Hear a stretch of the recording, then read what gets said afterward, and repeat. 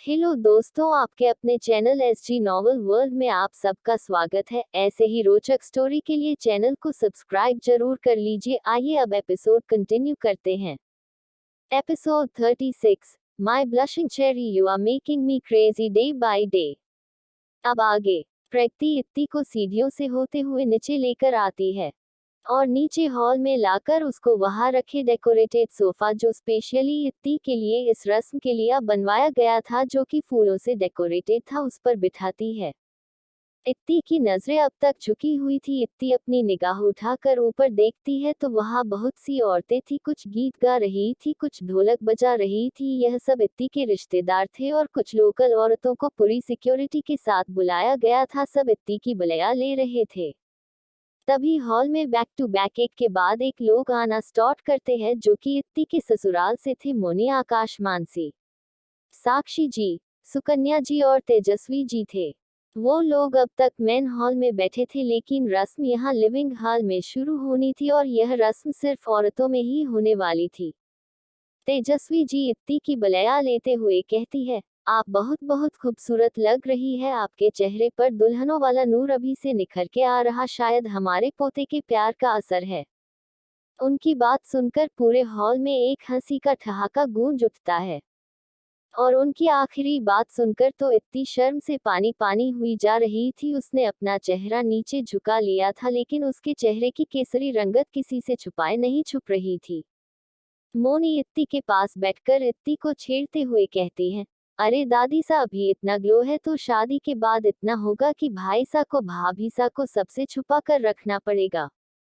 इत्ती का तो मन हो रहा था वो उठकर यहाँ से चली जाए। सब लोग उसे आहार्य के नाम से टीज कर रहे थे। वो शर्म से गली जा रही थी। ये सब रस्म का हिस्सा भी था और यह इंडियन कल्चर की खासियत है कि हर फंक्शन हंसी ठिठोली और फुल महफिल के साथ होता है। आकाश बीच में आकर कहता है, अरे कोई भी मेरी छोटी सी भाभी सा को कुछ नहीं कहेगा। इत्ती को लगता है वो उसकी साइड ले रहा है, लेकिन उसकी आगे की बात सुनकर वो अपना चेहरा अपने हाथों से छिपा लेती है। आकाश आगे कहता है, अरे कहीं यह जाकर भाई सा से हमारी शिकायत कर दे तो भाई सा हमें नहीं छोड़ेंगे। सब एक बार फिर हंसने लगते हैं। माहौल बहुत खुशनुमा था। सुकन्या जी अपने बेटे के कान पकड़ते हुए कहती है, वो सब तो ठीक है, लेकिन तुम यहाँ औरतों के फंक्शन के बीच क्या कर रहे हो? जाओ बाहर सबके पास बैठो, यहाँ मर्दों का कोई काम नहीं है। आकाश अपने कान छुड़ाते हुए, आह मासा सा छोड़िए, यह इतनी सारी गोपियों में से किसी का तो क्रश मुझ पर आया होगा ना। और आप मेरी इंसल्ट कर रही है, और वैसे भी मेरे बिना यहाँ सबको बोर लगता तो मैं आ गया। तभी वहां किसी की आवाज आती है, आपने बहुत खुशफहमी पाली हुई है। सब सामने देखते हैं तो सामने मेहिका, मीशा और रिद्धि खड़े थे। आकाश एटीट्यूड से कहता है, आपकी तारीफ। तीनों भी उसी एटीट्यूड में जवाब देती है, हम इत्ती के सबसे खास दोस्त और लड़की वाले हैं, और तारीफ की तो पूछिए मत, करने बैठे तो पूरी रात निकल जाएगी। आकाश, मोनी और मानसी मुंह बना लेते हैं। तभी मेघा जी अपने हाथों में कुछ शगुन का सामान लाते हुए कहती है, बच्चों बाद में लड़ लेना, पहले रस्म तो कर लो।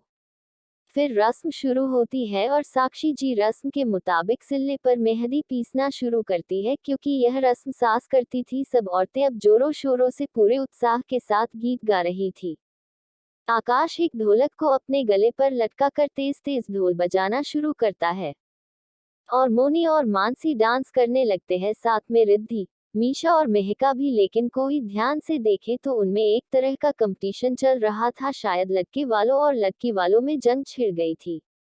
इत्ती को बहुत अजीब सा एहसास हो रहा था। सब उसको बहुत अच्छा अच्छा लग रहा था। हर पल बढ़ बढ़ करने वाली इत्ती बिल्कुल शांत सर झुकाए बैठी थी। इत्ती की दादी सा और मासा तो उसकी बलैया लेते लेते नहीं थक रही थी।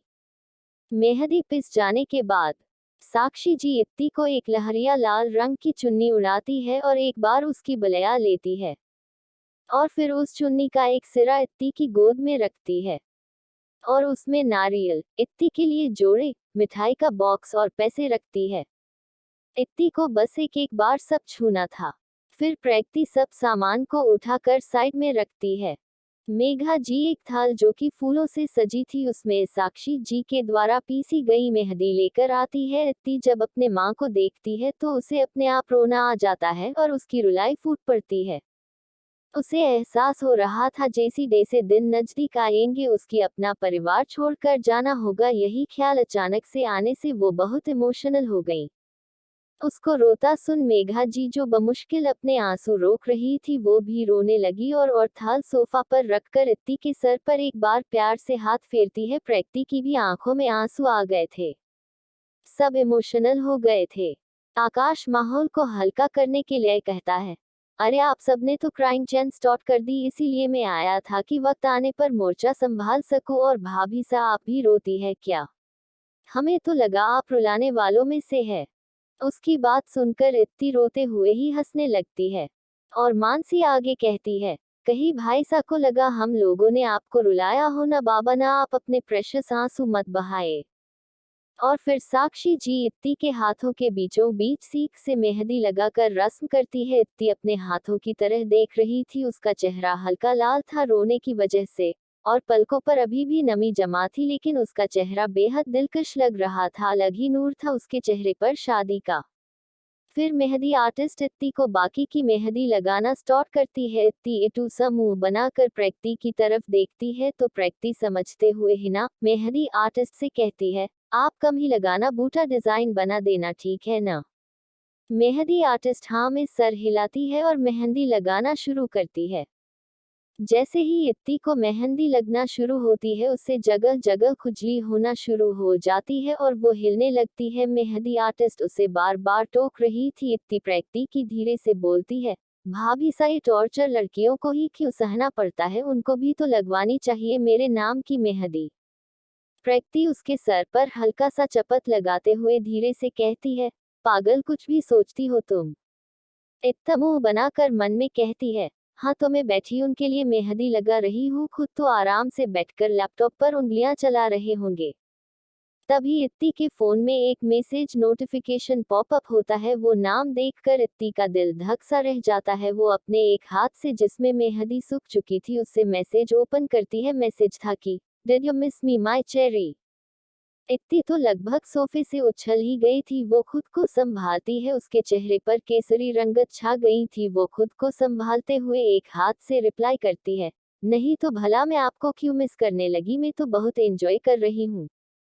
आहार्य का वापस मैसेज आता है, इस बात की सजा कि तुम मुझे याद नहीं कर रही हो, तुम्हें शादी के बाद मिलेगी जिससे तुम्हारे चेहरे का ब्लश बढ़ जाएगा। उसका मैसेज देख इत्ती का फेस और लाल हो जाता है। वो फोन को नीचे रख अपने फेस को टच करती है। उसका चेहरा तप रहा था। वो अपने होठों को बाइट करने लगती है और फिर आहार्य को वापस रिप्लाई करती है, नहीं तो मैं तो ब्लश नहीं कर रही हूँ बिल्कुल भी, आप कुछ भी बोल रहे हैं। उधर से आहार्य का रिप्लाई आता है, लेकिन मैंने तो ऐसा कहा ही नहीं, तुम ब्लश कर रही हो अभी। ये देख इत्ती एक सेकंड अपनी आंखें मींच लेती है और फिर बात को बदलने के लिए रिप्लाई करती है, आप तो रहने ही दीजिए, आप तो मजे में होंगे और यहाँ मैं बैठी मेहंदी लगवा रही हूँ, पता है मुझे कितनी इरिटेशन हो रही है। आहार्य का रिप्लाई आता है, तो मत लगवाती, कोई जरूरत नहीं है तुम्हें ये सब करने की। इत्ती चिढ़ते हुए, क्यों जरूरत नहीं थी, मैं तो लगवाऊंगी, मुझे अपनी शादी में सबसे परफेक्ट लगना है हो। और फिर आगे दूसरा मैसेज करते हुए, अब मुझे मेहंदी लगवाने दीजिए वरना मेरी मेहंदी खराब हुई तो मैं बात नहीं करूंगी आपसे।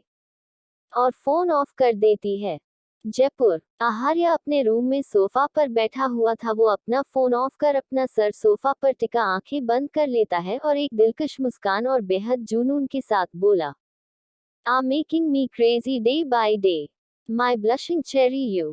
इधर इतनी देर से ही फोन रखती है वो और अपना फेस ऊपर करती है तो तीन तिगाड़ा और त्रिदेविया उसको घेर के खड़े थे। मतलब वो बहुत देर से यही खड़े थे और उन्होंने सारे मैसेजेस पढ़ लिए थे। इत्ती के मुंह से चीख निकल जाती है। सारे उसे छेड़ते हुए एक साथ आवाज निकालते हैं, उम्मम हाउ रोमांटिक। इत्ती को तो इतनी ज्यादा शर्म और एम्बेरसेंट हो रही थी कि वो प्रैक्टी के सीने में अपना सर छुपा लेती है। एक बार फिर सब मिलकर उसको छेड़ने लगते हैं। आकाश शॉक्ड एक्सप्रेशंस देते हुए कहता है, कोई मुझे पिंच करो भाई सा, ऐसे रोमांटिक और टीजिंग मैसेज भी कर सकते हैं किसी को, आई कांट बिलीव। इस बार रिद्धि मानसी मोनी मेहिका मीशा मिलकर उसको पिंच करती है। वो तेजी से चिल्लाते हुए कहता है, अरे मान लिया कि बीवी आने के बाद सब पॉसिबल है, इतनी तेज क्यों पिंच कर रही हो तुम लोग? ऐसे ही हंसी खुशी सब डांस करते हैं, मस्ती करते हैं, बीच बीच में इत्ती को छेड़ भी रहे थे और इत्ती का चेहरा लाल हुए जा रहा था। और मेघा जी भी इत्ती को ब्लेसिंग देते एक लोकगीत गाती है जो कि बहुत इमोशनल था। आहार्य की फैमिली रस्म करके वापस चली जाती है जयपुर। अगली सुबह आज इत्ती और आहार्य की सगाई थी। उदयपुर एक अधेड़ उम्र का आदमी जिसके चेहरे पर बेहद गुरूर था, वो एक सिंहासन जैसी कुर्सी पर बैठा था। उसके सामने बहुत से लोग अपनी तकलीफें बता रहे थे और वो सबके हक में कुछ न कुछ इंसाफ कर रहा था। यह है उदयपुर के राजा तेज सिंह राजपूत। कुछ देर बाद वो आदमी आलीशान महल के लिविंग हॉल में सोफा पर बैठा था, तभी उसका एक आदमी सर झुका कर उसको कुछ इन्फॉर्मेशन देता है। वो आदमी शैतानी मुस्कान के साथ, तो राजा जी ने ये तरीका निकाला है, लेकिन शायद वो अपने सालों पुराने वादे को भूल गए हैं। तभी उसके पास बैठा उसका बेटा राजवीर, जिसकी उम्र लगभग 36 साल की थी, वो अपने बाबासा से बोलता है, लेकिन बाबासा, उसने उसको बचाने के लिए हमारे सबसे बड़े दुश्मन को हमारे सामने लाकर खड़ा किया है। अपने बेटे की बात पर तेज सिंह की पत्नी मोहिनी बेहद गुरूर से बोली, भले ही वो हमसे ओहदे और रुतबे नाम में आगे निकल गया हो, लेकिन वो अभी भी वही है जिसे हमने 22 साल पहले उसकी सही जगह दिखाई थी। और वैसे भी वो तब भी हमारा कुछ नहीं बिगाड़ पाया था और अब भी कुछ भी नहीं बिगाड़ पाएगा, क्योंकि यहाँ के लोग इनको देवता की तरह मानते हैं। इन्होंने इतने सालों से सबके सामने एक बेहतरीन राजा होने का दिखावा जो किया है। राजवीर डेस्परेट होते हुए, मासा कुछ भी करे लेकिन उस राजकुमारी की शादी हमसे ही होनी चाहिए। बचपन में देखा था तब तो बहुत खूबसूरत थी, अब तो और हो गई होगी, लेकिन उस बुढ़े ने उसको इतनी प्रोटेक्शन में रखा है कि उसका चेहरा भी किसी ने नहीं देखा अब तक। और अब उसकी शादी उस आहार्य से तय कर दी जिसको बचपन में मैं उसकी सही जगह दिखाया करता था, लेकिन अब वो बहुत आगे निकल गया है और सबसे ताकतवर इंसान बन गया है। तेज सिंह शैतानियत के साथ कहता है, तुमसे ही होगी उसकी शादी, बस तुम अब अलग लड़कियों के साथ सोना छोड़ दो। और आगे एक शैतानी हंसी के साथ वक्त आ गया है जिसने ये खेल शुरू किया उसके सामने आने का और भवानी सिंह को उसका वादा याद दिलाने का। तभी तो तुम्हारी शादी उस राजकुमारी से होगी और सिरोही की सियासत भी हमारे कब्जे में होगी, तब हमें कोई हरा नहीं पाएगा। जयपुर आहार्य का ऑफिस। ऋतिक उसके सामने खड़े होकर उसको बताते हुए कहता है, बोस, जैसा आपने कहा था उन तक इंफॉर्मेशन पहुंचा दी गई है। आहार्य अपने चेयर पर बैठा था और अपने एक हाथ से पेपर वेट घुमा रहा था। उसकी बात सुनकर आहार्य बेहद नफरत से कहता है, हम अब वक्त आ गया है सबको उनके किए की सजा देने का, सालों पुराने राज के सामने आने का और 22 साल पहले का हिसाब करने का। इस वक्त उसकी आंखों में सब कुछ तबाह करने की एक आग थी जो सबको तबाह करके रहेगी। एपिसोड 37, ये सगाई नहीं हो सकती। अब आगे। आज इत्ती और आहार्य की सगाई थी जो कि सिरोही के महल में होने वाली, और उसके बाद की शादी की सारी रस्में और शादी भी यहीं से होने वाली थी। वैसे तो रिवाज के मुताबिक बारात दूल्हे के घर से आती है और फेरे लड़की के घर पर होते हैं और उसी चौखट से उसकी विदाई होती है, लेकिन सिरोही से जयपुर काफी डिस्टेंस पर था और दोनों फैमिलीज के बहुत से दुश्मन थे, तो शादी की सारी रस्में एक ही जगह होने वाली थी और इत्ती के फेरे और विदाई और सभी रस्में सिरोही से ही होने का तय हुआ। एक तरह से आहार्य आज बारात लेकर अपनी बन्नी दुल्हन के पास जाने वाला था, फिर उसे अपनी पत्नी बनाकर हमेशा हमेशा के लिए अपने पास लाने वाला था।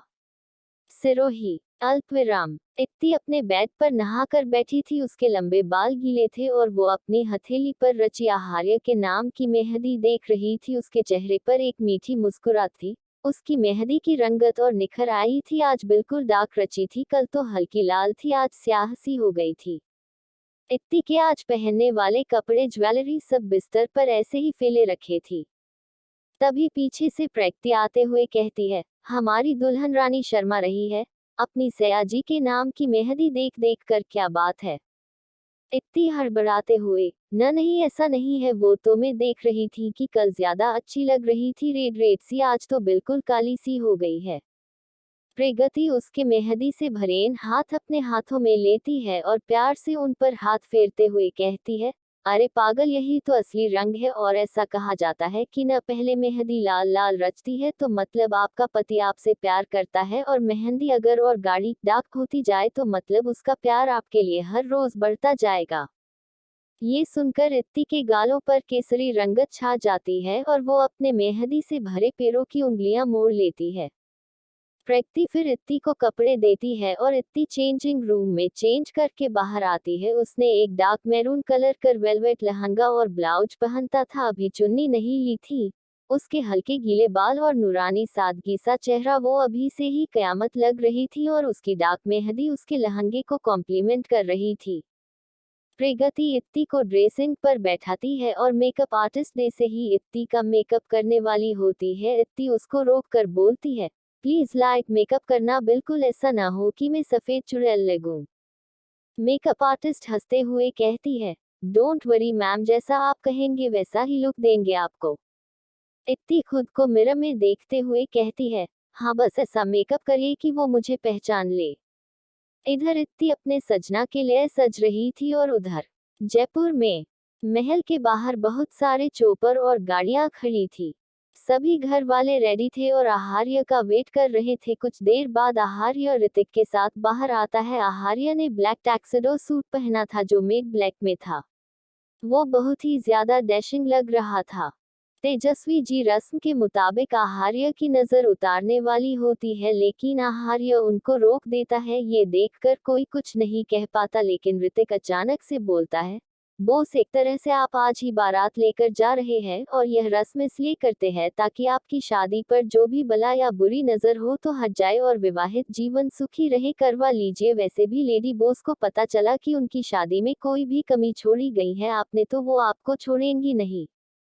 आहार्य उसे गुस्से से घूरने लगता है। ऋतिक हड़बड़ाते हुए, जल्दी में बोस, मुझे याद आया, मुझे मिस्टर मेहरा को कॉल करना था उस डील के लिए, मैं अभी आता हूँ। और वहां से जल्दी से झूठा फोन उठाने का नाटक करके चला जाता है। गौरी जी आहार्य से कहती है, वैसे आहार्य बिटुआ, ये बुड़बक पहली बार कुछ सही कह के गवाह करवा लो। आहार्य इत्ती के बारे में सोचकर हाँ में सर हिला देता है, जिसका मतलब था वो तैयार है। तेजस्वी जी खुशी खुशी आहार्य की ऊपर से लेकर नीचे तक लाल सूखी मिर्ची से नजर उतरती है और कुछ रस्में करती है, और फिर सब एक एक करके चोपर में जाकर बैठ जाते हैं। आहार्य अलग से अपने पसंद चोपर में जाकर बैठ जाता है। कुछ देर बाद ऋतिक चोपर में आता है तो आहार्य सीट पर सर टिका कर आंखें बंद करके बैठा था। उसके चेहरे के भाव एकदम शांत थे, लेकिन ऋतिक भी जानता था अंदर से उसके बोस के अंदर नफरत का लावा उफाल मार रहा, क्योंकि आज उनका सामना उनके काले अतीत से और इतने सालों बाद उन लोगों से जो होने वाला था जिससे उसके बोस सबसे ज्यादा नफरत करते हैं। थोड़ी देर में सब चोपर उड़ने लगते हैं। वो नज़ारा बहुत ही नायाब था। ऊपर बहुत सारे चोपर उड़ रहे थे और नीचे बहुत सारी गाड़ियां थी जो प्रोटेक्शन के लिए थी, और दो चोपर को छोड़कर बाकी में गार्ड्स ही गार्ड्स थे।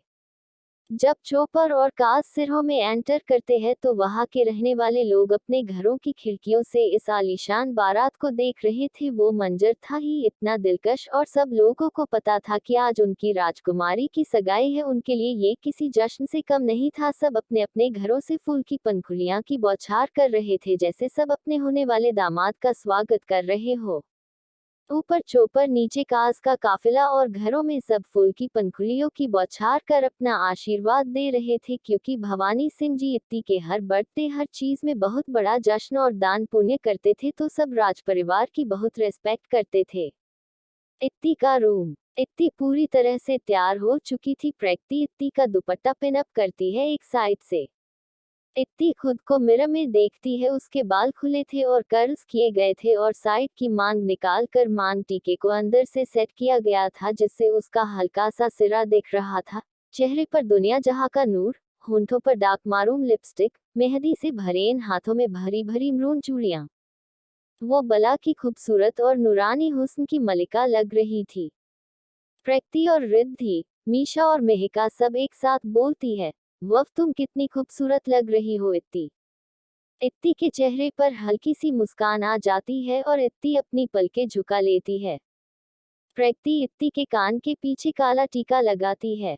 तभी बाहर बहुत सी गाड़ियों और चोपर की आवाजें आती है। प्रकृति जल्दी से उठते हुए कहती है, लगता है जमाई सा आ गए हैं। चलो बाहर देख कर आते। सब फिर बाहर चले जाते हैं।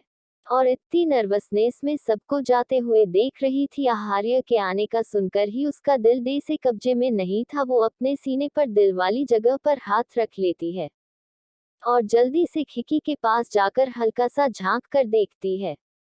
महल के बाहर एक के बाद एक गाड़ियां आकार रुकती है और साथ में चोपर भी नीचे उतरते हैं। सब धीरे धीरे करके बाहर आते हैं। आहार्य लास्ट में अपने चोपर से बाहर अपने कोट का बटन लगाते हुए निकलता है। चॉपर के विंग्स अभी भी मूव कर रहे थे जिससे उसके बाल हवा से उड़कर उसके माथे पर बिखर रहे थे। उसने ब्लैक शेड्स लगाए हुए थे। उसकी शार्प पर्सनैलिटी किसी रियासत के राजा की तरह लग रही थी। जैसे ही इत्ती के ससुराल वाले बाहर आते हैं उन पर फूलों की बारिश होने लगती है। सब अंदर जाते हैं। आहार्य एक नजर इत्ती की खिड़की की तरफ देखता है। हालांकि उसकी आंखें शैद से ढकी थी तो कोई देख नहीं पाता, लेकिन इत्ती को पता नहीं क्यों एहसास हो जाता है और वो जल्दी से खिड़की के पर्दे के पीछे छुपकर तेज तेज सांसें लेते हुए खुद से कहती है, अब इत्ती तू कैसे भूल गई? इन्हें सब पता चल जाता है। कर दी ना बेवकूफी। अब इनको लगेगा मैं इनको देखने के लिए डिस्परेट हो रही हूँ।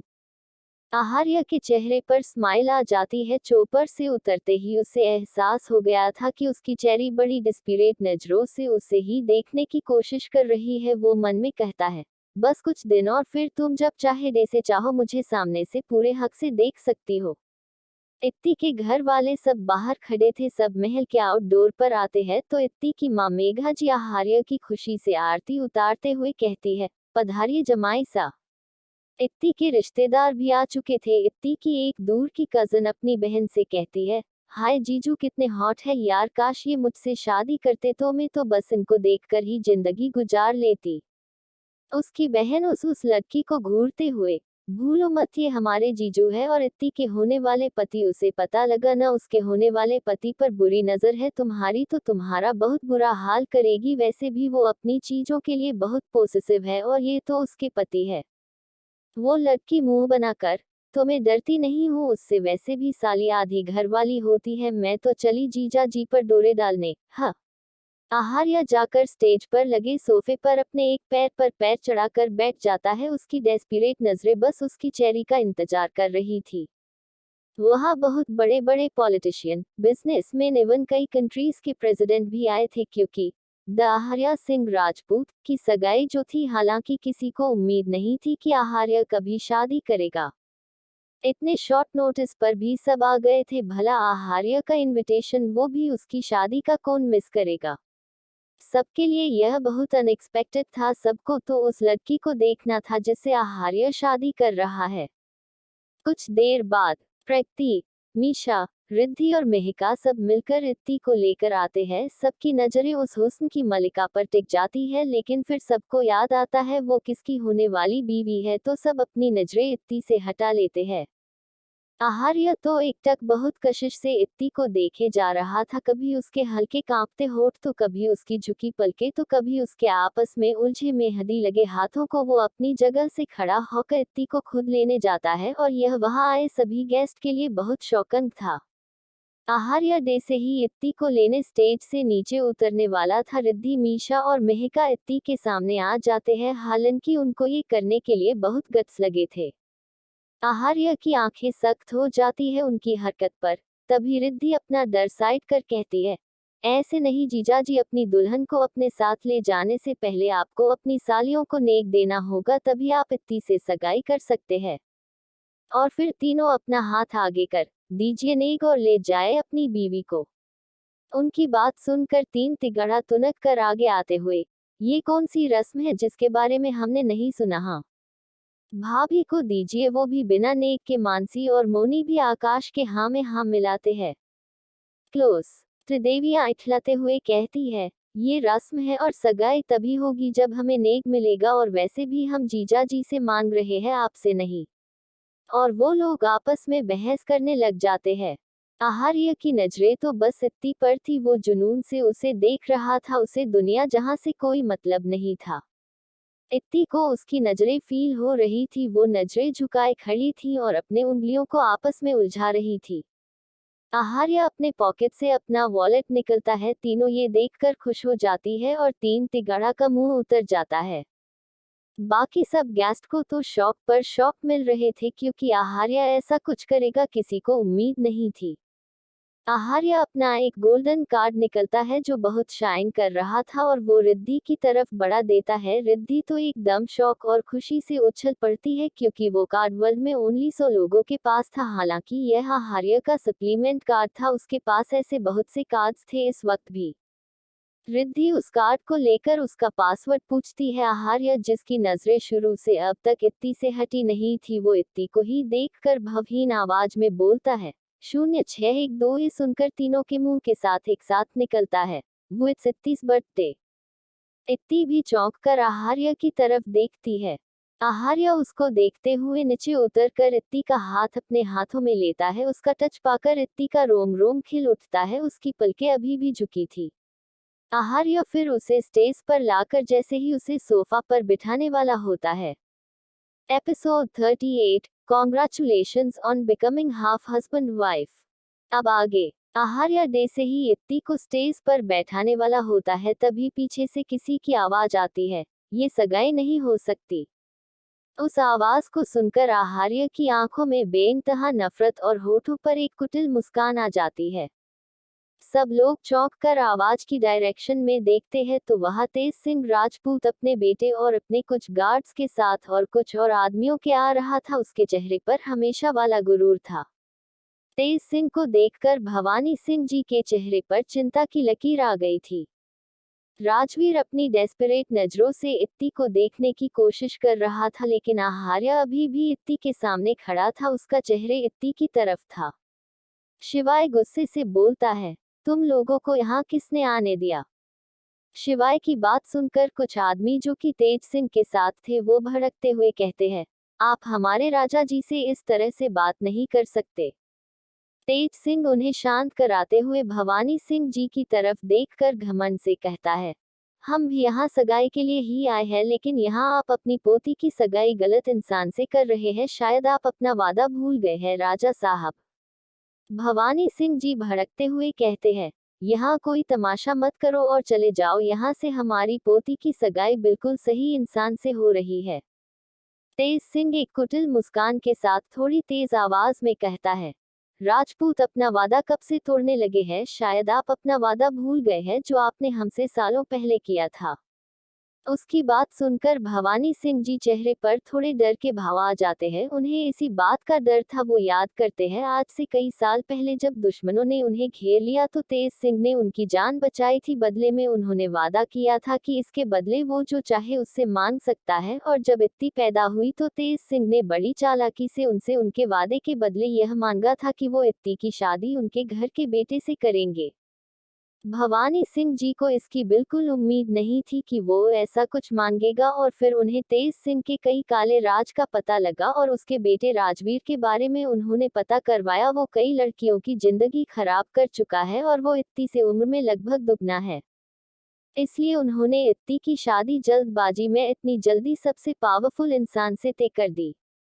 तेज सिंह जी उन्हें सोच में गुम देखकर एक कुटिल मुस्कान के साथ उन्हें अपनी सोच से बाहर निकलता हुआ कहता है, ओह, तो मतलब राजा जी को अपना वादा याद आ ही गया। कोई बात नहीं, देर से ही सही याद आया, तो वैसे भी आपकी उम्र हो गई है। शिवाय और बाकी सबको उस पे बहुत गुस्सा आ रहा था। तेज सिंह आगे अपनी बात को बढ़ाते हुए कहता है, चलिए तो अब आपकी पोती की सगाई हमारे बेटे से कराते हैं। वो इतना बोलकर जैसे ही स्टेज की तरफ जाने वाला होता है, वैसे ही आहार्य की सख्त आवाज वहां पर गूंजती है, जहां हो वहीं रुक जाओ। आहार्य की आवाज सुनकर तेज सिंह के कदम अपने आप ठिठक जाते हैं। इत्तिका के हाथ जो उनकी बातें सुनकर आहार्य के हाथों पर कस गए थे, वो इत्ती हाथों को अपने होठों से लगाकर उसके गालों को सहलाते हुए सॉफ्ट आवाज में कहता है, मेरी बीवी चाहती थी कि हमारी शादी की हर रस्म स्पेशल हो, तो मैंने एंटरटेनमेंट के लिए कुछ जोकर्स को बुलाया है। My love you, just enjoy the show. उसकी जोकर वाली बात सुनकर राजवीर बौखलाते हुए चिल्ला कहता है, तुम आहार्य पीछे मुड़कर सख्त आवाज में कहता है, आवाज नीचे। मेरी बीवी को तेज आवाज से डर लगता है और अगर उसे तुम्हारी इस आवाज से कोई भी परेशानी हुई तो तुम अपने पैरों से आ तो गए हो, जा नहीं पाओगे। और फिर अपनी नजर तेज सिंह जी की तरफ करता है। अब जाकर दोनों की नजरें आपस में टकराती है। आहार्य की आंखों में बेइंतहा नफरत उतर आती है कि कुछ पल तो तेज सिंह जी की भी अंदर तक रूह कांप जाती है। आज इतने सालों बाद उसका और आहार्य का आमना सामना हुआ था। आहार्य बिल्कुल बदल चुका था, वो बिल्कुल भी 22 साल पहला जैसे नहीं था। तेज सिंह खुद को संभालते हुए कहता है, तुम नहीं जानते जिससे तुम सगाई करने जा रहे हो उसकी शादी पहले से ही मेरे बेटे से राजा भवानी सिंह ने तय कर दी है और वादे के मुताबिक उन्हें वादा पूरा करना होगा, क्योंकि राजपूत अपनी जान दे सकते हैं लेकिन अपना वादा नहीं तोड़ सकते। तेज सिंह जी के पीछे जो आदमी थे वो भी जोश में आकर कहते हैं, हाँ हाँ, राजा भवानी सिंह ने वादा किया है, उन्हें वादा निभाना होगा, वरना परंपरा के मुताबिक उन्हें अपनी नाक रगड़कर सबके सामने हमारे राजा जी से माफी मांगनी होगी। भवानी सिंह अपनी नजरें झुकाए हुए कहते हैं, हम माफी मांगने को तैयार हैं। ये सुन सब चौंक जाते हैं, क्योंकि भवानी सिंह के लिए उनकी इज्जत सबसे ऊपर थी, लेकिन असल में उनके लिए सबसे बढ़कर उनकी पोती थी। वो अपनी पोती की जिंदगी ऐसे बर्बाद नहीं होने दे सकते थे। ये देख उनके घर वाले नम पड़ जाते हैं और तेज सिंह को भी इस बात की उम्मीद नहीं थी। उसे तो लगा था कि भवानी सिंह जी अपनी इज्जत को पहले रखेंगे और इत्ती की शादी राजवीर से करा देंगे, लेकिन यहाँ तो सब उल्टा हो गया। ये देख इत्ती की आंखों में आंसू आ जाते हैं। वो सोफे से खड़ी होकर दे से ही अपने दादा सा के पास जाने वाली होती है। आहार्य उसकी कमर पकड़कर अपने पास खींच लेता है। इत्ती अपना सर उठाकर अपनी आंसू भरी आंखों से आहार्य को देखती है तो आहार्य अपने हाथ से उसके आंसू साफ करते हुए कहता है, मैंने कहा है न, तुम बस शो एंजॉय करो, और ऐसे रोवोगी तो तुम फोटोज में बिल्कुल अच्छी नहीं लगोगी, फिर गुस्से से तुम्हारी नाक फूल जाएगी। और फिर इत्ती को ऐसे ही होड़ किए हुए ही भवानी सिंह जी तरफ रुक कर कहता है, इतनी भी क्या जल्दी थी, आपको रुला दिया न मेरी चेरी को, इसके लिए तो आपको पे करना होगा बाद में। सब कंफ्यूज हो जाते हैं। आहार्य तेज सिंह जी की तरफ देखकर घमंड से कहता है, क्या वादा किया था मेरे दादा ससुर ने आपसे? तेज सिंह ने जब से आहार्य को देखा था उन्हें अनजाना सा डर सता रहा था। वो खुद को नॉर्मल करते हुए कहते हैं, जब हमने इनकी जान बचाई तो इन्होंने कहा था कि हम इनसे कुछ भी मांग सकते हैं, और हमने इनसे ये वादा लिया था कि यह अपनी पोती की शादी हमारे बेटे राजवीर से करवाएंगे। तभी उनको आहार्य की हंसने की आवाज आती है। आहार्य शैतानियत से हंसते हुए राजवीर को ऊपर से लेकर नीचे तक डिस्गस्ट नजरों से देखते हुए कहता है, शादी?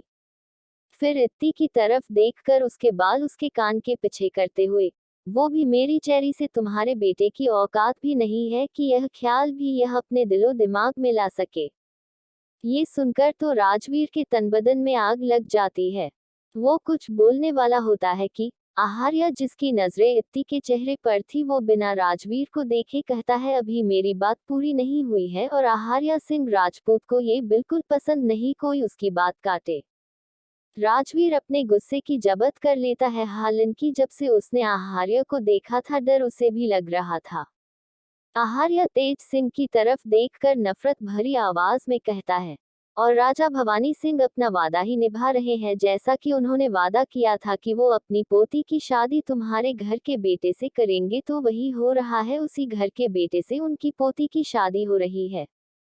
ये सुनकर सबको बहुत बड़ा शौक लगता है, हालांकि कोई ढंग से कुछ समझ नहीं पाता है। भवानी सिंह कंफ्यूजन में राणा सिंह जी की तरफ देखते हैं तो वो अपनी पलके सहमति में झपका देते हैं। आहार्य की बात सुनकर तेज सिंह के चेहरे पर डर के भाव आ जाते हैं, जैसे उनका कोई बहुत बड़ा राज किसी ने खोल दिया जिसे वो बिल्कुल किसी के सामने नहीं आने देना चाहते थे। इससे पहले की बात और क्लियरली सबके सामने आती, वो अपने आदमियों से कहते हैं, चलो, और मुड़कर जाने वाले होते हैं कि पीछे से आहार्य उन्हें टोक कर कहता है, ऐसे कैसे, पहले आपको परंपरा निभानी होगी। यह सुनकर तेज सिंह के कदम ठिठक जाते हैं और वो पीछे मुड़कर असमंजस के भाव से आहार्य को देखते हैं। बाकी सब भी कंफ्यूज थे। आहार्य उन्हें एक टेढ़ी स्माइल के साथ देखते हुए कहता है, तुमने मेरी वाइफ की फैमिली यानी कि मेरी फैमिली की इंसल्ट करने की कोशिश की है और उन पर वादा तोड़ने का झूठा इल्जाम लगाकर उनकी इंसल्ट की है। इसके बदले तुम्हें अपनी नाक रगड़ कर राजा भवानी सिंह जी से माफी मांगनी होगी। ये सुनकर तेज सिंह के साथ जो लोग आए थे वो कहते हैं, हमारे राजा क्यों माफी मांगे। आहार्य उन्हें ठंडी नजरों से देखते हुए कहता है, सुकौल समाज के ठेकेदार तब कहा थी यह समाज सेवा जब तुम लोगों का ये सुकौल राजा भवानी सिंह से माफी मंगवा रहा था। उसकी ठंडी नजरें देख उन लोगों की बोलती बंद हो जाती है। आहार्य तेज सिंह की तरफ देखकर कहता है, जल्दी करो और निकलो, तुम लोगों को बस इतना ही एंटरटेन करने के लिए बुलाया था। धीरे धीरे इसकी पेमेंट तुम्हें मिलती रहेगी विथ इंटरेस्ट। और एक टेढ़ी स्माइल करता लेकिन उसकी आंखों में नफरत थी और बातों में जंग का ऐलान। तेज सिंह दांत पीसते हुए झुककर अपनी नाक रगड़ के माफी मांगता है क्योंकि उसे डर था कि उनका सालों पहले का राज आज सबके सामने न जाए। जैसे ही वो माफी मांग कर खड़ा होता है आहार्य उसे देखकर कहता है, अब तुम लौट जा सकते हो, मुझे मेरी सगाई में कोई नेगेटिविटी नहीं चाहिए। तेज सिंह राजवीर और अपने लोगों के साथ आहार्य को एक नजर नफरत से देखकर चला जाता है। आहार्य मन में कहता है, आज तो बस तुम्हारी बर्बादी की शुरुआत थी। फिर आहार्य इत्ती की तरफ अपना फेस करता जो उसे ही अपनी आंखों में बहुत से सवाल लिए देख रही थी। आहार्य उसकी नाक खींचते हुए कहता है, ज्यादा मत सोचो वरना तुम्हें आंखों के नीचे डार्क सर्कल्स होंगी तो तुम मुझसे गुस्सा हो जाओगी। इत्ती नाराजगी से उसे देखने लगती है। आहार्य उसको लेकर सोफा पर जाता है और खुद बैठकर इत्ती को इस बार अपनी गोद में एक पैर पर बैठा लेता है और अपने एक हाथ से उसकी कमर को होल्ड कर लेता है। तीन तिगड़ा माहौल को खुशनुमा बनाने के लिए हूटिंग करने लगते हैं और सबके चेहरे पर स्माइल आ जाती है। इत्ती उसको और ज्यादा नाराज से देखती है लेकिन आहार्य उसको बहुत ही प्यार से एक स्माइल के साथ देख रहा था। इत्ती और चिढ़ जाती है। भवानी सिंह जो किसी सोच में थे, राणा सिंह जी उनके कंधे पर हाथ रखते हुए उन्हें बाद में सब बताने का बोलते हैं। ये सुन उन्हें भी तसल्ली हो जाती है। फिर वो सुकून से अपनी पोती की सगाई देखने लगते हैं। अब माहौल थोड़ा नॉर्मल था। तेजस्वी जी बोलती है कि शगुन का सामान कहाँ है। उन्होंने इतना बोला था कि सबकी नजर आसमान की तरफ जाती है जहां चार वाइट कबूतर ने एक रेड नेट की बहुत खूबसूरत चुन्नी को चारों कोनों से अपने पंजे से पकड़ा हुआ था और वो उड़कर नीचे आते हुए वो चुन्नी इत्ती के सर पर डाल देते हैं। इत्ती खुश होते हुए आहार्य को देखती है। आहार्य उसे आंखों से फिर से ऊपर देखने का इशारा करता है। सबकी नजरें फिर ऊपर जाती है जहां दो लव बर्ड्स, एक टाइप के पक्षी, नीचे आते हैं। उन दोनों ने अपने पंजों में एक एक ब्यूटीफुल बास्केट ले रखी थी जो बहुत छोटी सी थी। इत्ती के चेहरे पर बहुत खुशी और चमक थी। आहार्य बास्केट से रिंग निकाल कर इत्ती के राइट हैंड के रिंग फिंगर में पहना देता है। पूरे गार्डन एरिया में लगातार फ्लावर की बारिश हो रही थी। ऐसा लग रहा था आसमान में पानी की जगह फूलों की बरसात हो रही हो। और फिर उसके रिंग फिंगर पर एक लाइट किस करता है। इत्ती की पलकें झुक जाती है। आहार्य दूसरे बकेट से रिंग उठाकर इत्ती के हाथ में देता है। इत्ती शर्म से नीचे देखते हुए उसे रिंग पहना देती है और फिर दोनों की रिंग को देखती है। वो कपल रिंग थी जो प्लेटिनम में थी, उसके बीच में कोई पैटर्न बना था। इत्ती को लगा वो डिजाइन है बट उसका एक मतलब था। ये रिंग आहार्य ने स्पेशली उन दोनों की एंगेजमेंट के लिए डिजाइन करवाई थी। इत्ती को ये सब देखकर बहुत अच्छा लगता है और वो एक्साइटमेंट में बिना सोचे समझे आहार्य के गाल पर एक किस कर देती है। तभी उसे सबकी तेजी से हूटिंग और क्लैपिंग की आवाज आती है। इत्ती को ध्यान आता है उसने एक्साइटमेंट में सबके सामने आहार्य को किस कर दिया। वो शर्म से आहार्य के सीने से लग जाती है। आहार्य भी उसे अपनी बाहों में भर लेता है। मानसी, मोनी, आकाश, मीशा, मेहिका, रिद्धि और इस बार ऋतिक भी एक साथ चिल्लाते हुए कहते हैं, एपिसोड 39 इत्ती और आहार्य का रोमांस। अब आगे। इत्ती और आहार्य ने एक दूसरे से रिंग एक्सचेंज कर ली थी। मेहमान सब बुफे एरिया में जाने लगते हैं। इंडिया के हर state like Rajasthani, Gujarati, Hyderabadi, Kolkata etc की स्पेशल इंडियन डिशेज मेन्यू में थी क्योंकि ऑलरेडी इतने सारे फॉरेन गेस्ट आए थे और भवानी सिंह जी का मानना था कि इंडियन डिशेज हमारे कल्चर की खूबसूरती को बढ़ाता है। और सब फॉरेन गेस्ट बहुत एंजॉय भी कर रहे थे उन डिशेज को और इंडियन कल्चर को। इत्ती अभी भी आहार्य की गोद में बैठी थी। वो आहार्य को देखकर कहती है, चलिए न, मुझे भूख लगी है। आहार्य उसे उठाते हुए उसका हाथ पकड़कर स्टेज से नीचे ले जाते हुए कहता है, तुम्हें भूख भी लगती है क्या? इत्ती मुंह बनाकर, तो भूख नहीं लगेगी क्या, मैं भी इंसान ही हूँ। और फिर आहार्य उसे फूड एरिया में ले जाकर वहाँ की स्पेशल डाइनिंग जो फैमिली मेंबर्स के लिए थी उसे वहाँ बैठाता है। वहाँ बाकी फैमिली मेंबर्स भी बैठे थे, गौरी जी भी वही थी और बाकी सब भी, बस ऋतिक किसी काम से बाहर एक कॉल अटेंड करने गया था। आहार्य इत्ती को चेयर पर बैठाकर इत्ती के पास वाले चेयर पर बैठता है।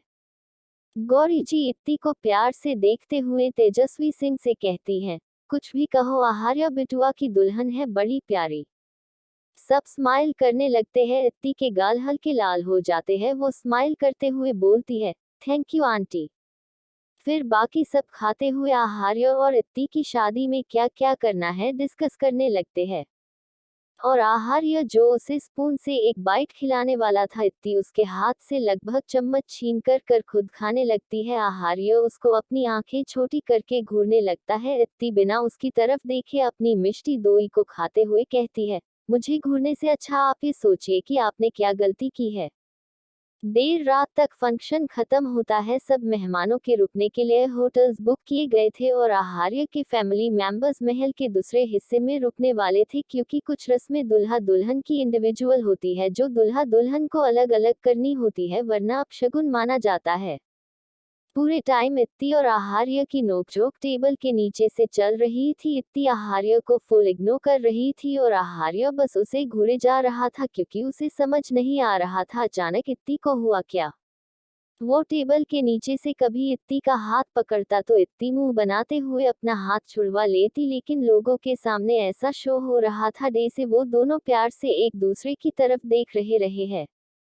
देर रात इत्ती अपनी रूम में बैठी थी। उसने लोअर टी शर्ट पहन रखा था, हाथों पर मेहंदी और चेहरे पर गजब का नूर। वो अपने रूम में बेड पर बैठी बुड़बुड़ाए जा रही थी, इनको बिल्कुल भी कुछ अक्ल नहीं है। हाँ, इतने में उसके रूम का डोर नॉक होता है। वो बड़बड़ाते हुए खुद से कहती है, ओफो, इतनी रात को कौन है, जरूर भाई भाभी होंगे।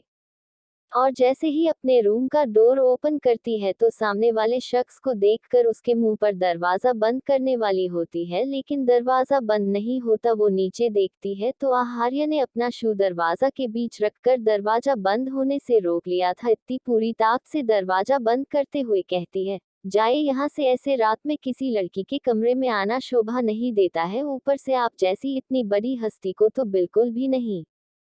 आहार्य इत्ती के तरफ कदम बढ़ाते हुए कहता है, लेकिन मैं किसी अनजान लड़की के कमरे में नहीं, अपनी बीवी के कमरे में उससे उसकी नाराजगी की वजह पूछने आया हूँ।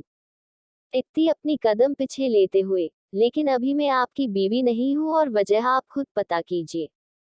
आहार्य अपने एक पैर से दरवाजा बंद करते हुए अपने कदम इत्ती की तरफ लेते हुए कहता है, लेकिन आज ही तो सबने हमें कंग्रेचुलेट किया है for becoming half husband and wife. इत्ती पीछे जाते हुए, जो भी हो आप चले जाए, वरना मैं चिल्ला दूंगी, फिर सब आ जाएंगे तो आपको ही डांट पड़ेगी।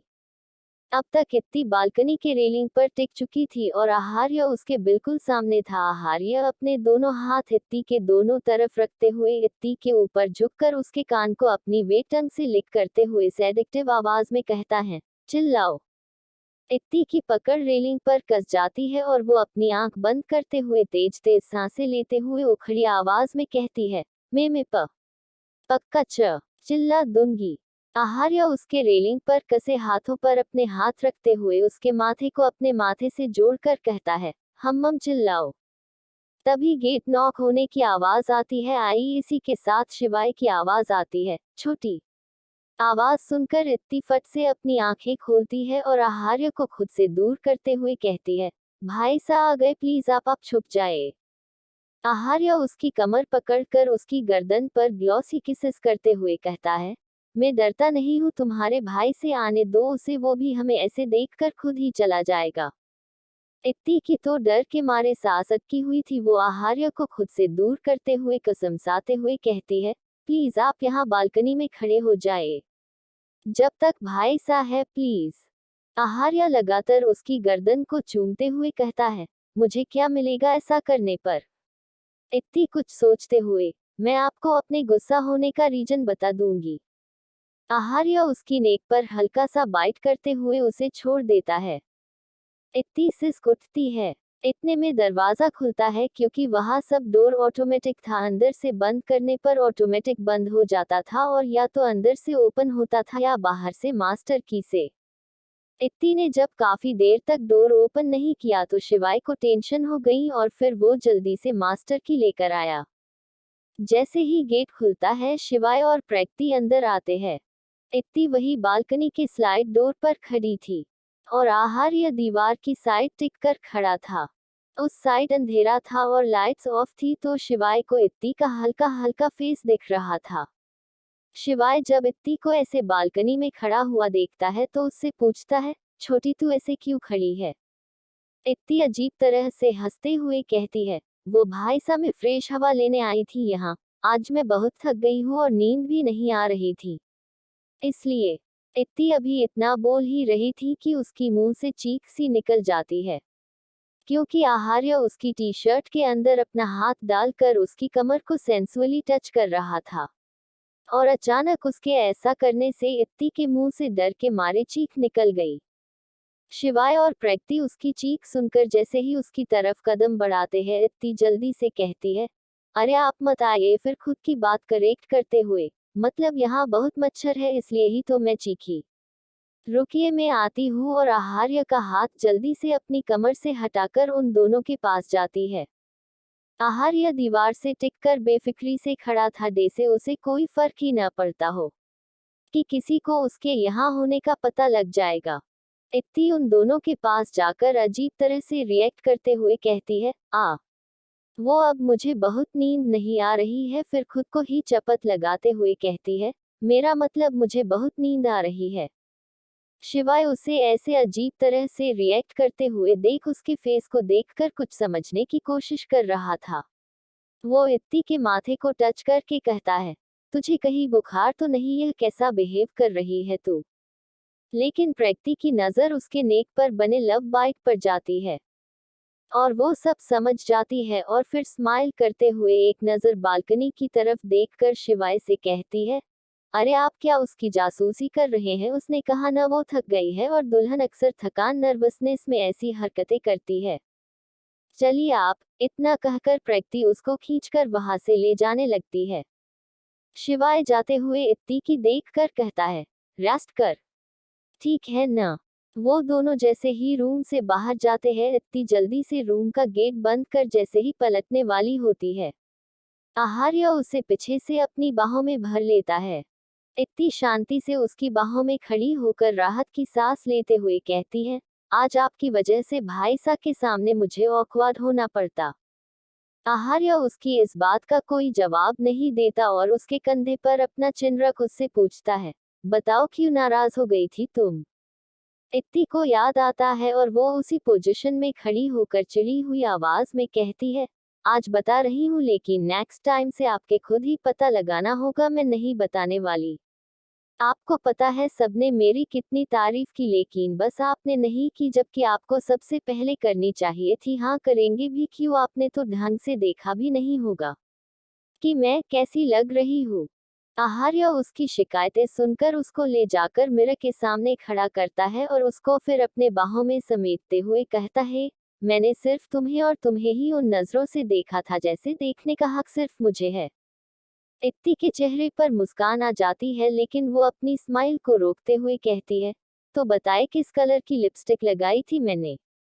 आहार्य धीमे और अट्रैक्टिव वॉइस में मिरर से उसकी आंखों में देखते हुए कहता है, मेरा टेस्ट ले रही हो? इत्ती एटीट्यूड से कहती है, हाँ ऐसे ही कुछ समझ लीजिए और एक भी सवाल का जवाब गलत नहीं होना चाहिए, वरना आपको पनिशमेंट मिलेगी। आहार्य स्माइल करते हुए कहता है, ऑफ माई एंग्री बर्ड, पूछो। इत्ती उससे पूछती है, तो चलिए बताए मैंने कौन से शेड की लिपस्टिक लगाई थी? आहार्य उसके होठों पर झुककर हल्के से उसके होठों को बाइट करता है। सी आहार्य के बाइट करते ही इत्ती के मुंह से निकलता है। आहार्य फिर उसी जगह पर एक लाइट किस करते हुए कहता है, मरून, और उसकी आंखों को चूमते हुए आगे कहता है, आंखों में काजल की हल्की सी लकीर, और फिर कानों पर बाइट करते हुए मृणयिंग। उसके मेहंदी से भरे इन हाथों को अपने लिबों से लगाकर आगे कहता है, मेरे नाम की मेहंदी से भरे इन हाथों पर मृण चूड़ियां। और फिर उसके कंधे पर अपने उंगली रखते हुए कहता है, यहाँ पर पिन लगाकर दुपट्टा अटैच किया था। इत्ती का मुंह शॉक में खुल जाता है क्योंकि पिन प्रगति ने अंदर के साइड लगाई थी जो किसी को नजर भी नहीं आ रही थी, और आहार्य ने एग्जैक्ट जगह बताई जहां पिन लगी थी। आहार्य ने उसके एक एक श्रृंगार को अपने नजरिए से उसे बताया कि वो उसकी नजरों में दुनिया की सबसे हसीन लड़की है, और इत्ती को देखकर उसकी नजरें बस उस पर थम कर रह जाती है। और फिर उसके चेहरे को अपने हाथों में लेकर उसकी आंखों में देखते हुए कहता है, अब भी कोई नाराजगी कोई शिकायत बाकी है।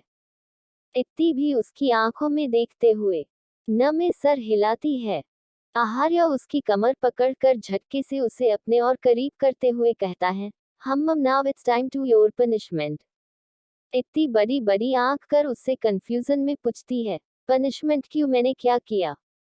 आहार्य उसकी कमर पकड़कर बेड की तरफ कदम बढ़ाते हुए कहता है, अपने पति को इग्नोर करने की पनिशमेंट, और इतना बोल उसको लेकर बेड पर गिर जाता है। और फिर इत्ती को पलटकर उसके ऊपर आते हुए उसकी गर्दन को हल्के हल्के किस करने लगता है। इत्ती ब्लैंकेट को कसकर पकड़ लेती है और अपने होठों को कसकर आपस में दबा लेती है ताकि उसके मुंह से सिस्क न निकले। आहार्य अब बाइट कर रहा था, और इत्ती अपनी आंखों को कसकर बंद कर अपने आप को मौन करने से रोक रही थी। आहार्य उसकी गर्दन को चूमते हुए उसके हाथों से बेडशीट छुड़ाकर अपनी हाथों की उंगलियों सको इत्ती के हाथों में उंगलियों को उलझा लेता है, और उसके होठों को पेशनेटली किस करने लगता है।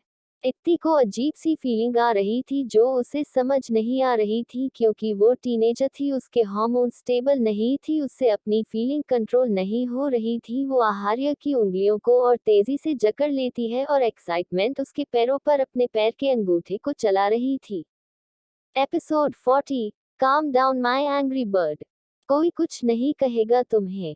अगली सुबह इत्ती सोकर उठती है और कुछ देर बेड पर ऐसे सुस्त की तरह बैठ जाती है। फिर जब वो थोड़ा नींद के नशे से बाहर आती है तो उसे कल का सब याद आता है, और वो चौंक कर अपने साइड देखती है तो आहार्य वहां नहीं थी। वो एक नजर पूरे रूम को देखती है लेकिन आहार्य उसे कहीं नहीं दिखता है क्योंकि आहार्य बिल्कुल सुबह ही उठ के रूम से चला गया था। इत्ती को कल की सब बात याद आती है और वो खुद में शर्म से गली जा रही थी।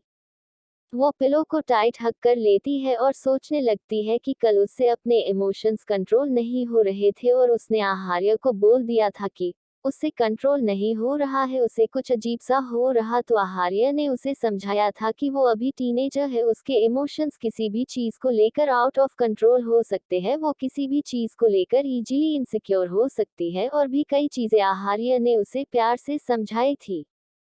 वो बेड से उठकर बाथरूम में जाती है और फेस वॉश करके जैसे ही सामने लगे मिरर में खुद को देखती थी तो उसके नेक पर कई लव बाइट्स के निशान थे। वो उन्हें टच करते हुए अजीब सा मुंह बनाकर कहती है, ओह तो यह लव बाइट्स जिसके बारे में अब तक मैंने सिर्फ सुना था, लेकिन ये दिखने में तो नॉर्मल बाइट्स जैसे ही है। गार्डन एरिया में ऋतिक गार्डन एरिया में रनिंग कर रहा था, तभी उसके सामने त्रिदेविया आकर खड़ी होती है। ऋतिक उन्हें देखकर स्माइल देता है लेकिन वो तीनों उसके ऊपर कूद पड़ती है और उसे हक करके कहती है, भैया। ऋतिक भी उन्हें हक कर लेता है, और उन चारों के फेस पर स्माइल थी। वो चारों कल मिल नहीं पाए थे, न ही उन्होंने एक दूसरे को देखा था कल, लेकिन कोई था जो बालकनी से खड़े होकर यह सब देख रहा था। वो कोई और नहीं मोनी थी। वो जल्दी से रूम में जाकर बेड पर सो रही मानसी और सोफे पर सो रहे आकाश को उठाती है और बालकनी में लेकर आती है। दोनों नींद में थे लेकिन सामने का नजारा देखकर उनकी भी नींद खुल जाती है। मोनी ने उन्हें दूर से हक करते हुए देखा था, भैया वर्ड इतनी दूर से वो सुन नहीं पाई थी और उसने अपने दिमाग में कुछ अलग ही सोच लिया था। नीचे चारों हक ब्रेक करते हैं और फिर हंसते हुए वही गार्डन एरिया में वॉक करते हुए बातें करने लगते हैं। मोनी ड्रामा करते हुए कहती है इतना बड़ा धोखा, वो भी एक से नहीं, दो से नहीं, तीन तीन से। आकाश और मानसी भी उसी की तरह उल्टे दिमाग के थे। वो लोग अपना नेक्स्ट लेवल का ब्रेन लगाते हुए कहते हैं, हाँ मोनी, आजकल तो पॉलीगेमी मैरिज वैसे भी फॉरेन में कॉमन है और इंडिया में भी शायद लोगों पर असर हो रहा है। मोनी गुस्से से उन चारों को घूरते हुए कहती है, लेकिन ये चारों मिले कब एक दूसरे से? मुझे ऋतिक की पल पल की खबर रहती थी, तो मेरे पीठ पीछे ये सब कब हुआ? एक होती तो हैंडल हो जाती, लेकिन तीन तीन। फिर कुछ सोचकर स्माइल के साथ आकाश और मानसी को देखती है। आकाश और मानसी जो सामने अभी भी उन चारों के देखकर कुछ न कुछ अनुमान लगाए जा रहे थे, उन्हें मोनी की नजरें खुद पर फील होती है, जो उन दोनों कुछ ठीक नहीं लग रही थी। वो दोनों एक साथ पूछते हैं, क्या? मोनी दोनों की तरफ देखकर प्यार से बोलती है, ऐसा करते हैं भाई सा, एक को आप पटा लो। और फिर मानसी को देखकर, मानसी एक को तू पटा ले। फिर आगे अपनी बात को और अच्छी से एक्सप्लेन करते हुए कहती है, मतलब कि आजकल सेम जेंडर्स का प्यार भी एक्सेप्टेबल है, इवन इंडिया में तो अब शादी भी अलाउ है। प्लीज आप दोनों उन तीनों में से किसी दो को सेड्यूस कर लो, बाकी फिर एक को मैं संभाल लूंगी। प्लीज अपनी बहन कर सुहाग बचाने के लिए इतना तो कर सकते हो ना आप दोनों। दोनों उसको बेदर्दी से मना कर देते हैं। आकाश कहता है, बिल्कुल नहीं, तुम्हारे न बन चुके सुहाग के चक्कर में मैं अपनी मिस अननोन को धोखा नहीं दे सकता, समझी? और फिर मानसी उसकी हाँ में हाँ मिलाते हुए कहती है, हाँ और मैं भी सेम टू सेम। आकाश मानसी को घूरते हुए कहता है, तुम भी मेरी मिस अननोन को धोखा नहीं दे सकती। मानसी उसको हल्का सा मारते हुए कहती है, ओफो, आपकी मिस अननोन नहीं, मेरा फ्यूचर मिस्टर अननोन। वर्ड्स पर नहीं, भावनाओं पर जाओ। Feeling feeling. आकाश सर हिलाकर, ओह ऐसा क्या? फिर ठीक है। जैसे ही दोनों की नजर मोनी पर जाती है, तो वो उन दोनों को ऐसे देख रही थी जैसे वो दोनों बहुत बड़े बेवफा हो। दोनों फिर उसके दोनों कंधे पर एक एक हाथ रख कर कहते हैं, अरे हम अपने स्टाइल में डंके की चोट पर लड़ेंगे और ऋतिक जीजू को जीतेंगे, चलो। फिर वो तीनों ऐसे रूम से निकलते हैं जैसे कि सच में वर्ल्ड वार 3 लड़ने जा रहे हैं। वो तीनों नीचे पहुंचते हैं तो अब तक ऋतिक जा चुका था और मीशा, रिद्धि और मेहिका तीनों खड़े होकर कुछ बातें कर रहे थे। तीन तिगाड़ा एटीट्यूड से हाथ बांधकर उनके सामने खड़े हो जाते हैं। मोनी तेवर से कहती है, ऋतिक सिर्फ मेरे है, उनसे दूर रहो तुम तीनों। आकाश और मानसी भी हाँ में हाँ मिलाते हुए, हाँ ऋतिक सिर्फ हमारे है। त्रिदेविया और मोनी उन्हें अजीब नजरों से देखती है, तो वो दोनों अपनी बात को ठीक करते हुए उनसे कहते हैं, मतलब ऋतिक जीजू सिर्फ मोनी के है, तुम तीनों दूर रहो उनसे। और एक नहीं, दो नहीं, तीनों ही दीवानी हो गई उनकी। हमें तो लगता था मोनी का ही टेस्ट अजीब है। मेहिका कुछ कहने वाली होती है, लेकिन रिद्धि को सब समझ आ जाता है। वो उसका हाथ पकड़कर कुछ इशारा करती है और फिर वो भी एटीट्यूड से कहती है, अगर हम न रहे तो दूर, हम तीनों हमेशा साथ रहते हैं और हमारी पसंद भी सेम है। तीन तिगाड़ा ये सुनकर डबल एटीट्यूड से, तो ठीक है, बाद में हारने के बाद रोना मत। और आगे वहां से जाते हुए बोले, ready for the battle. Moni जैसे ही मेन डोर से अंदर जा रही होती है, तो वो रीतिक से टकरा जाती है। रीतिक उसको कुछ बोलता इससे पहले ही मोनी अपना मुंह हेट कर हो कहकर चली जाती है। रीतिक बेचारा मानसी और आकाश से कुछ पूछता कि मानसी और आकाश भी हो कहकर चले जाते हैं। ऋतिक बेचारा कंफ्यूजन में खड़े होकर खुद से कहता है, इन तीनों का कभी कुछ समझ नहीं आता है, कब क्या करते हैं। बाहर गार्डन में रिद्धि मीशा और मेहिका को बताती है कि उन तीनों लोगों ने क्या देखा होगा और शायद क्या क्या सोच लिया होगा। यही बात सोच सोचकर तीनों तब से हंसे जा रही थी। यह सोचकर मेहिका हंसते हुए, ओ यार, हा हा हा हा, ये तीनों भी न, मतलब क्या ही सोच लिया इन तीनों ने, अब हम इनके फुल मजे लेंगे। मीशा भी हंसते हुए, चलो पहले भैया मिले, अब भाभी भी मिल गई, लेकिन भाभी का दिमाग नेक्स्ट लेवल का है, हा हा हा हा। सब लड़के लिविंग हॉल में बैठे थे और इत्ती और बाकी सब लड़कियों का वेट कर रहे थे, क्योंकि शादी को 1 वीक बचा था और वो इस 1 वीक में मिलकर शॉपिंग करने वाले थे। और इत्ती और आहार्य का प्री वेडिंग शूट भी इसी वीक होना था, जो कि इत्ती की फरमाइश थी। और एक ये कि वो लोग किसी मॉल से नहीं बल्कि राजस्थान की फेमस ट्रेडिशन शॉप से शॉपिंग करेंगे, क्योंकि मॉल से शॉपिंग कर करके वो बोर हो चुकी थी। वो कुछ न्यू एक्साइटिंग करना चाहती थी, वैसे भी उसे ऐसी चीजें करने का कभी मौका नहीं मिला था। सबने उसको बहुत मनाया, यहाँ तक कि यह भी कहा कि वो आहार्य का न्यू शॉपिंग मॉल से शॉपिंग लिखेंगे, जो कि इंडिया में फर्स्ट नंबर पर आता है और वो वहां से कुछ भी ले सकती है। लेकिन इत्ती मानने वाली नहीं थी। फिर एंड में जब आहार्य हॉल में आया तो इत्ती ने उससे जिद की और आहार्य ने उसकी जिद मान ली। और सबसे कहा कि वैसे भी राजस्थानी ट्रेडिशन चीजें किसी मॉल से ज्यादा अच्छा यहाँ की लोकेलिटी में मिलती है, क्योंकि वो ड्रेसेज और एक्सेसरीज यहाँ की स्पेशलिटी है। और यह बात सच भी थी, जिस स्टेट का जो कल्चर होता है वो वही की लोकेलिटी बेहतर तरीके से बनाती है, जो कि काफी कॉस्टली और ओरिजिनल होते हैं और वहीं से मॉल्स में भेजे जाते हैं। आहार्य सोफे पर बैठा था और अपने लैपटॉप में एक फाइल को देख रहा था और ऋतिक उस फाइल के बारे में आहार्य को कुछ बता रहा था। आकाश बैठा शिवाय को पका रहा था।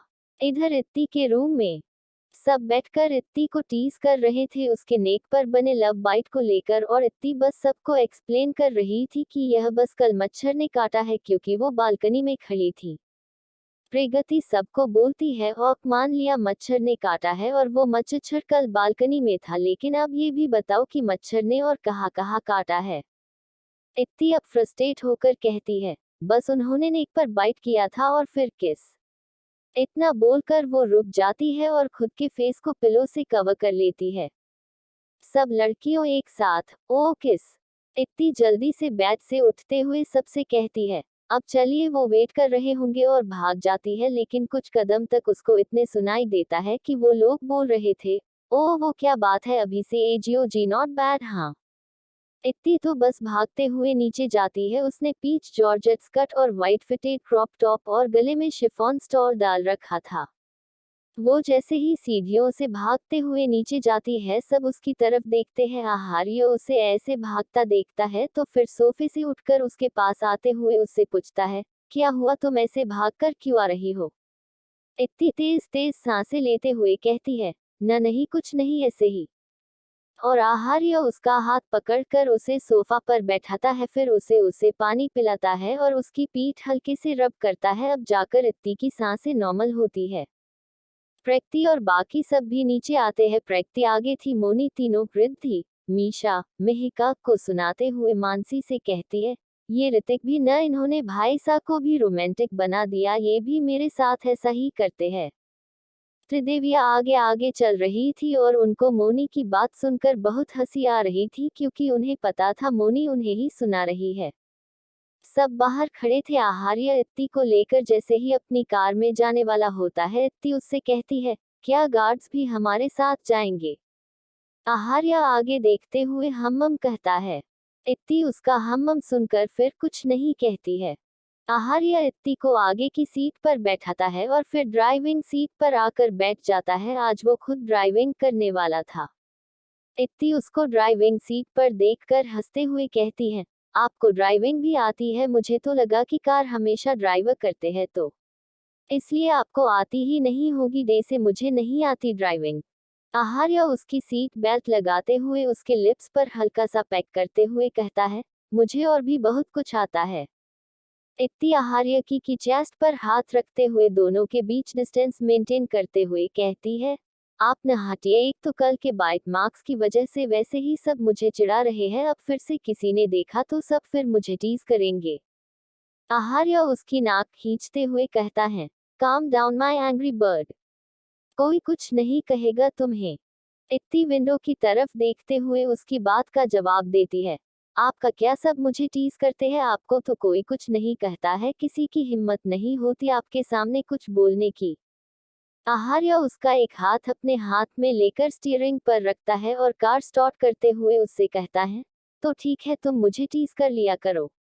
इत्ती उसको घूरते हुए, बड़े आए, तुम मुझे टीज कर लिया करो, याद करिए जब वो गर्लफ्रेंड वाला टॉपिक था, जब मैं आपको टीज कर रही थी, आपने मुझे डांट दिया था, याद आया कुछ। बाकी का नेक्स्ट एपिसोड नेक्स्ट पार्ट में कवर करेंगे। कहानी को लाइक शेयर कमेंट जरूर करें और प्लीज लाइक भी जरूर करें। Thank you.